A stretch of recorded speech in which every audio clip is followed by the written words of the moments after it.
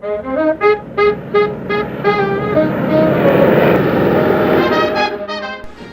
Warbirds over Wanaka International Air Show 2006 is the most spectacular warbird display ever held in the Southern Hemisphere. Over 100,000 people came to see this unsurpassed spectacle.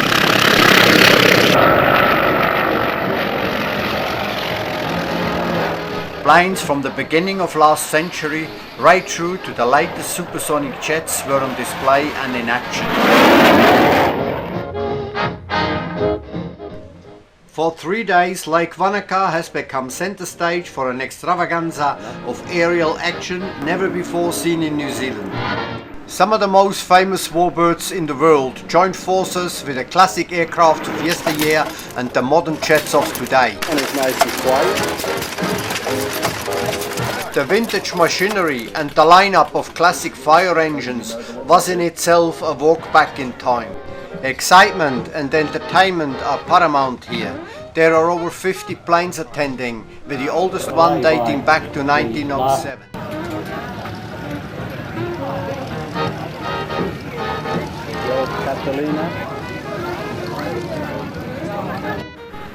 This monstrosity here is for sale.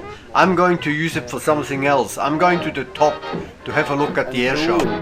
It was announced that one of the main attractions was about to go underway, and we took to high ground to get a good view of it.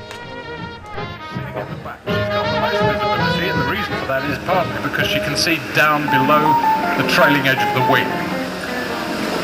5-point harness, 2 straps across the waist, 1 over each shoulder, 1 up between the legs, all into a central block and pulled up really, really hard. So she becomes part of the aeroplane. Not only does it look out of control, for a millisecond it is out of control, it's also extremely uncomfortable.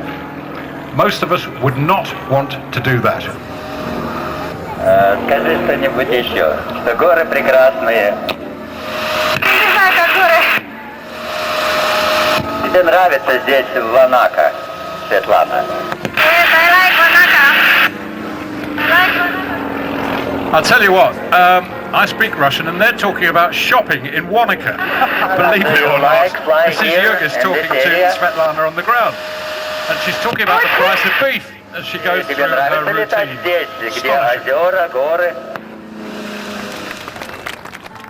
Well, that was a real heart stopper.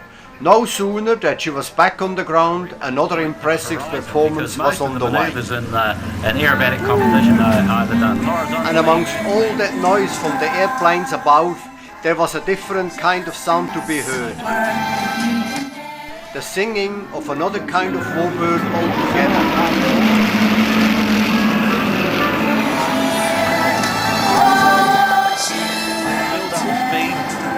So the pitching down about 10 degrees and a beautiful, beautiful diamond shape.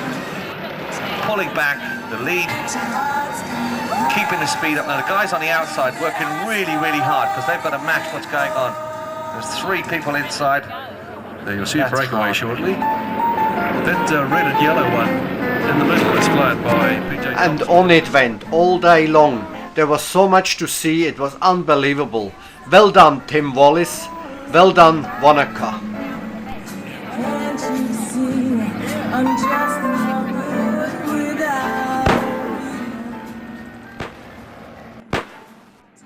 I wonder where all that door banging is coming from.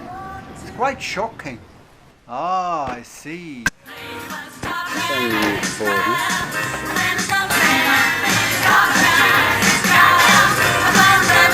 Oh, nice sound. What's that?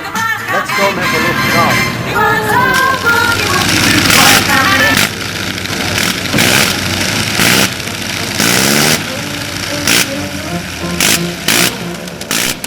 Well, if nothing else, but that sure is worth a visit to Wanaka. The world's fastest thing here.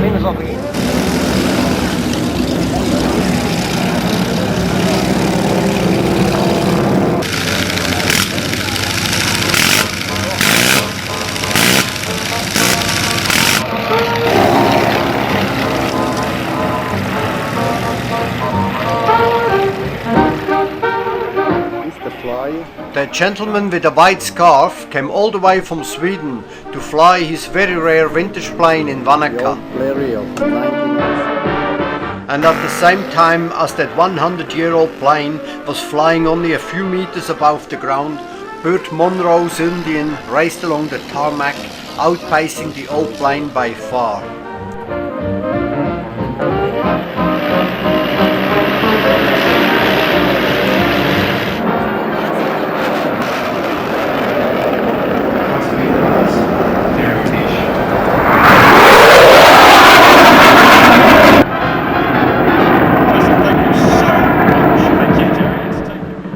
And so a very exciting and memorable day came to an end.